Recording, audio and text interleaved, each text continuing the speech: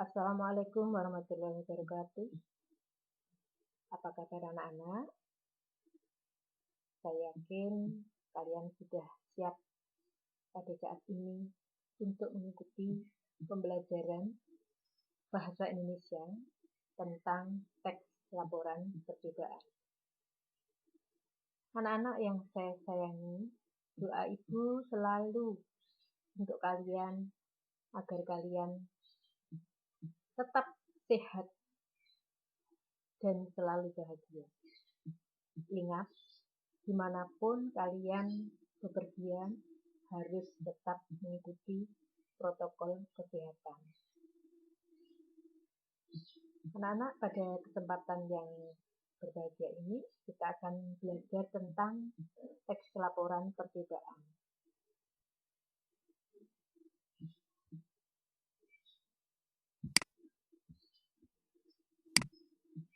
Ya. Apa toh teks laporan percobaan itu? Teks yang berisi paparan tentang tujuan, proses, dan hasil percobaan. Nah, tentu pada kelas 8 dulu, kalian sudah pernah belajar tentang membuat teks prosedur. Nah, ini nanti ada perbedaannya. Apa toh bedanya teks laporan percobaan dan teks prosedur itu? Nah, yang penting fokus kita sekarang hanya ada pada teks laporan percobaan dulu. Ya, yang penting kalian sudah punya bekal bagaimana membuat teks prosedur. Teks laporan percobaan itu adalah teks yang menceritakan tentang percobaan yang dilakukan oleh peneliti. Digunakan untuk melaporkan hasil percobaan, karya ilmiah, atau laporan praktikum. Jadi kalian ini fokusnya adalah kalian sebagai pelaku sebagai peneliti. Misalnya kalian meneliti bagaimana toh proses pertumbuhan dari kacang hijau menjadi tauge misalnya atau kecambah. Nah, itu kalian akan membutuhkan beberapa alat, bahan, kemudian prosesnya hari pertama bagaimana, kedua bagaimana. Nah, ini nanti dari proses dari persiapan sampai hasil, ini nanti yang perlu kalian laporkan dalam teks laporan percobaan ini.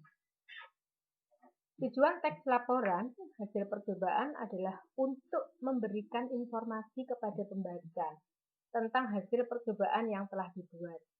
Jadi, kalian memberitahukan, menginformasikan, oh ini loh hasilnya. Kalau misalnya kalian membuat percobaan tentang caranya membuat hand sanitizer, ya, bagaimana caranya? Apa yang dibutuhkan, kemudian hasil yang baik bagaimana, itu dari percobaan-percobaan itu akan kalian sampaikan, kalian informasikan nanti hasilnya.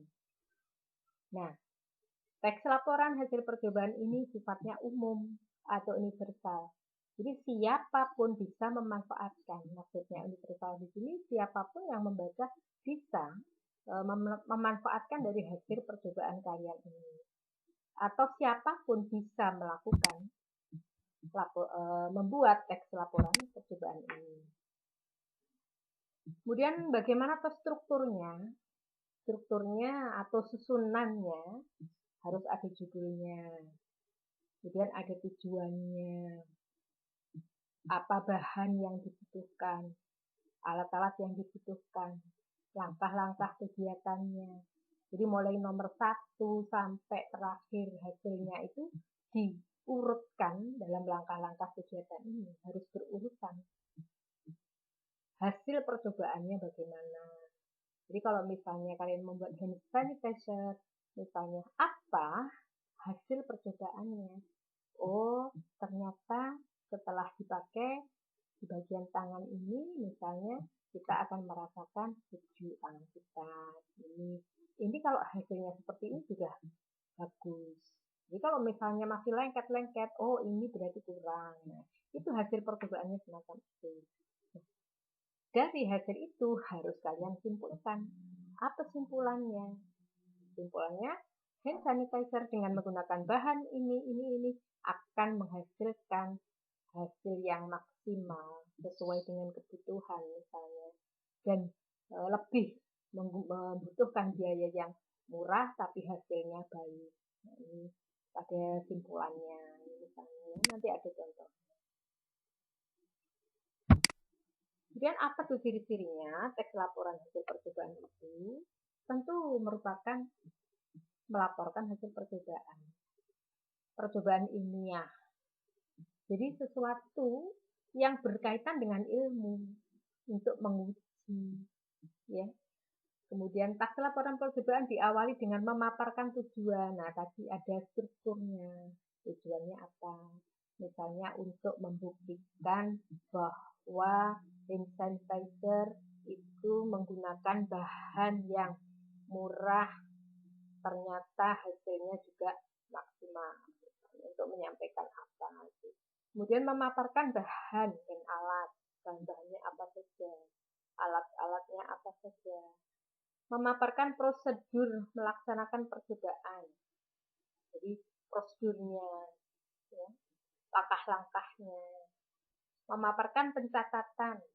Kalau misalnya tadi kalian meneliti tauge pertumbuhannya hari pertama bagaimana, kedua bagaimana, itu dipaparkan. Di akhir laporan dipaparkan simpulan hasil percobaan berdasarkan hasil analisis terhadap data. Jadi disimpulkan.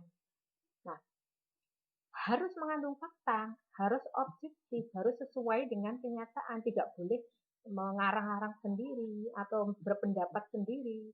Jadi apa yang kalian lihat itu yang kalian tulis. Harus ditulis sempurna dan lengkap sesuai dengan langkah-langkahnya, hasilnya itu ditulis semuanya. Tidak memasukkan hal-hal yang menyimpang, mengandung prasangka atau pemihakan. Jadi tidak boleh memihak pada produk A misalnya. Pakailah sabun Lifebuoy misalnya, jangan menggunakan Nuvo misalnya, ya itu tidak boleh. Itu namanya berpihak atau mengandung prasangka, ya. Disajikan secara menarik, baik dalam hal tata bahasa yang jelas, isinya berbobot maupun susunannya yang logis. Jadi bahasanya yang menarik, tata bahasanya, strukturnya jelas, kalimatnya harus kalimat yang mengikuti kaidah bahasa Indonesia yang baku. Isinya benar-benar berbobot. Jadi membicarakan masalah percobaan yang benar-benar sesuai dengan apa yang sudah kalian lakukan. Ini ada bobotnya. Jadi tidak berbicara panjang lebar tetapi tidak fokus kepada bobot pada apa yang kalian lakukan, ya. Kemudian susunannya logis, masuk akal, ya. Susunannya, strukturnya itu sesuai dengan peraturan. Nah, bagaimana kaidah kebahasaannya? Menggunakan kata bilangan. Kata bilangan itu apa? Kata bilangan itu bisa menyatakan jumlah, bisa menyatakan urutan. Bisa menyatakan jumlah, bisa menyatakan urutan. Atau kata bilangan utama. Ada kata bilangan utama 1, 2, 5, 10, 100, itu kata bilangan utama. Kemudian kalau menyatakan jumlah, 5 anak itu menyatakan jumlah.